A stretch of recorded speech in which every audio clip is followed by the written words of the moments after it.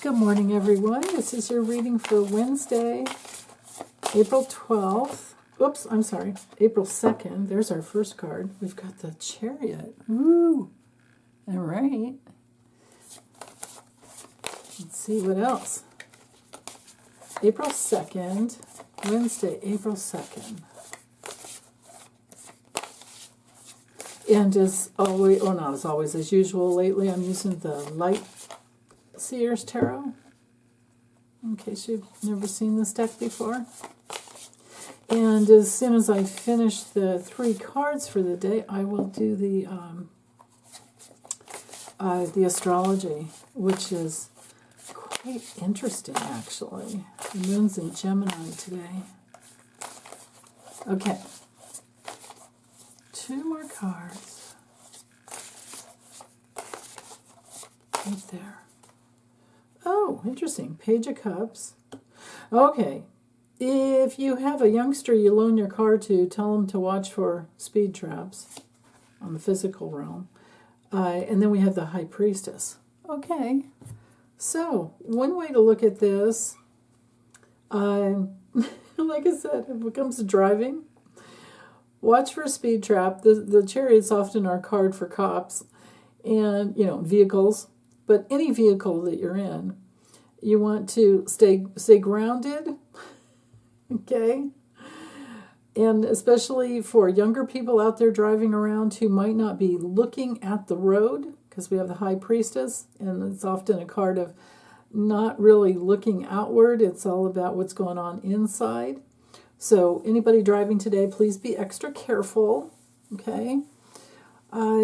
And that goes with the astrology, too, because the moon is approaching Jupiter, and it's in Gemini, so we could be, our attention and focus can be kind of expansive, a little bigger than we normally are, or focusing.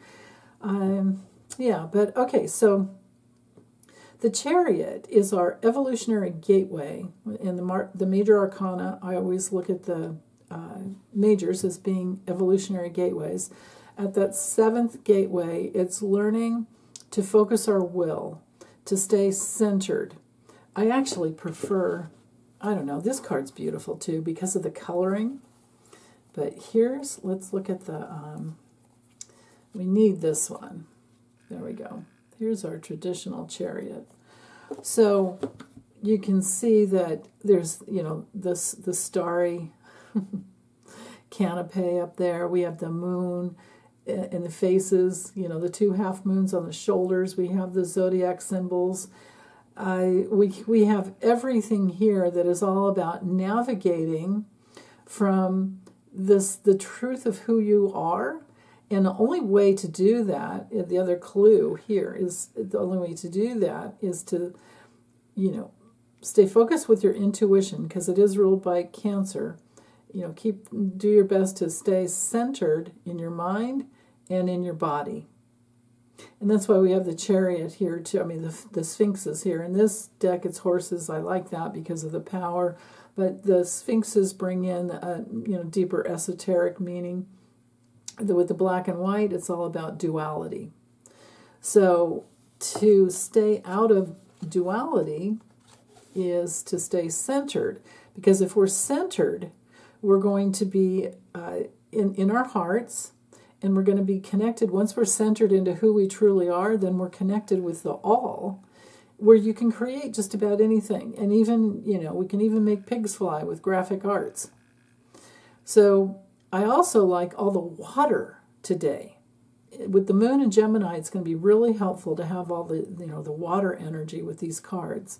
So it's about staying centered, not going too fast, keeping your power together, staying out of duality, and keeping your heart open, especially to your guides and guardian angels, because they're going to bring in new information. And the High Priestess is also, we've got all the water signs here with the and helping with the earthly realm, because the pages are all of the earthly realm and or element, and then cups are all about all the water signs. So Cancer, Scorpio, Pisces, and then here we have the High Priestess ruled by the moon. You can see the moon here. And if you look at this card, it's really interesting. One of my friends, I love her. Hi, Melissa, if you're watching. She said this card creeped her out because you can't tell if the eyes are open or closed. Right? But I like to look at it as opening to our higher selves and checking in. When it comes to the lineup of the majors, we have the magician before her, and the lesson with the magician is to know that we have everything inside of us to create pretty much anything we want on earth. And then the next gateway is about checking into your higher self to get the guidance on how to do that, and to ask if it's appropriate at this time to work on that. And it's always good to check in. We need our higher selves input. So that's what that's about. I love that we have 2 majors in one day, with the very sensitive, giving Page of Cups in the center as the theme. But again, if it's a younger person, remind them, watch out for those cups. So, okay. With the astrology, you can see that the moon is in Gemini, and it's gone past, we're pretty much past the building a foundation stage. But no matter how early you wake up in the morning, I would think that you're more curious than ever, or than usual, because the moon in Gemini will do that. The sign that the moon is in is always going to relate to how what we're feeling, what our moods are. So our mood is more curious, and the curiosity especially is to learn something, because Jupiter, it's hooking up with Jupiter, and Jupiter is at 16 degrees of the sign, which is in the learning lesson phase.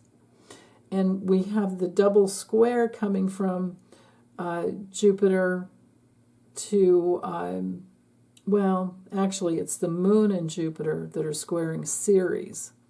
So every degree, let's see how many hours it takes for the moon to be exactly conjunct. It's probably going to be like an all-day thing. Yeah. There we go. Almost at 4 p.m. Pacific, 7 p.m. Eastern. So, and you can see the square to Ceres is up there the whole time. So anyway, I'll just leave it there. That's good enough. Ceres has to do with, what we nurture, what we care about, what we want to protect, and the things that we're loyal to, like our loved ones, ourselves, and our fur babies and other pets. Ceres also rules our, everything that we nurture, but also farming and food. And with the square to Jupiter and the moon, there might be a mood to expand in a way that has you thinking in a couple of different directions, more inclusively as to, what can you learn in order to be in a more peaceful place? What can you learn? Because, when we have that stable foundation, then we can expand into, and we've picked that up with the moon in Taurus too, yesterday. So, or actually the 2 days before.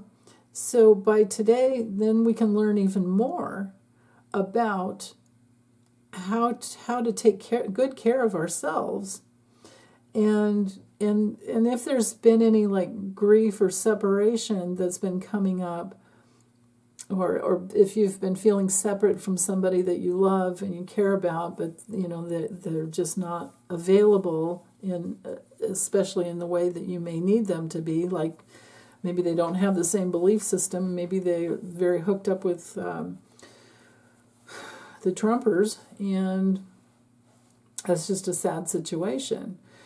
Well, if that's the case, we always just have to move on, and I think that's why we have Mars in Cancer here. And, the courage is going to increase more and more. The growth in Cancer, and then the courage in Leo as Mars moves forward. Because remember, Mars at this degree, we've already been here, because Mars went retrograde back at December 6th, And it went direct, it stationed direct February 23rd, but we don't get out of the retro shade until May 2nd. So we still have another good whole month, complete month, before we get back to the place where it began. And at that point, it's going to be opposing Pluto. So again, it's the power of connection, the courage and love and connection between like-minded kindred spirits, or not, because the oppositions can bring in separation as well. So this is kind of a prelude to what happened in the past, and this next month it will be very, there will be decisions. That's why we have the square to Chiron and Eris, because there will be a decision there coming from a place of strength when, as you grow and grow. Same thing with Ceres and Jupiter and the Moon. Decision point there. That's what squares are all about. They seem to be like challenges and obstacles, but then it turns out to be a call for action, and the call for action is always to decide decide who you are, and based on that, which direction do you go, who do you hang out with, who do you work with or not.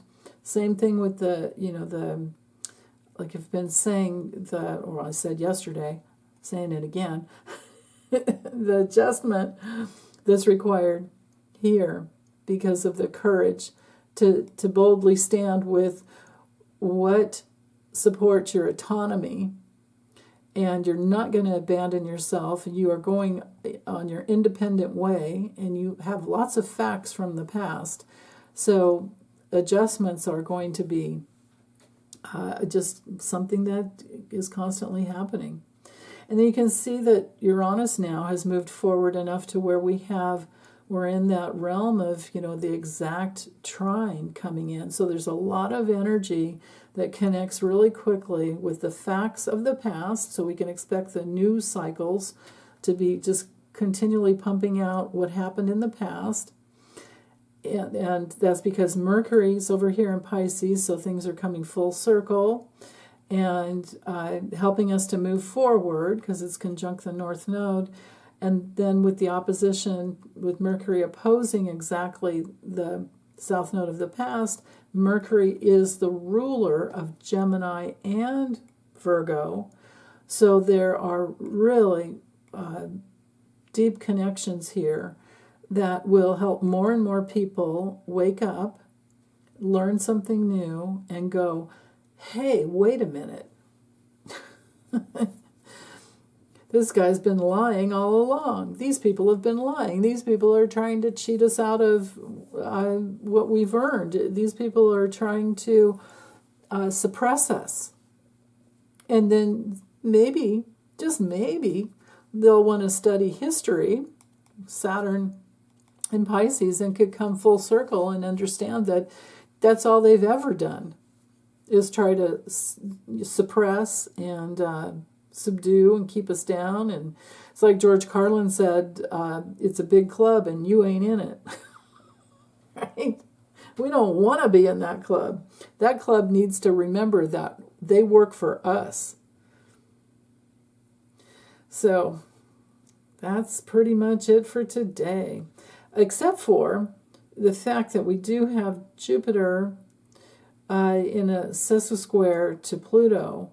So there's another point in disruption to plans. So I wonder how this is going to play out, because this could be a major, detour to people in power coming from something that is, again, news that comes out, because the moon is related to news as well, being that Mercury.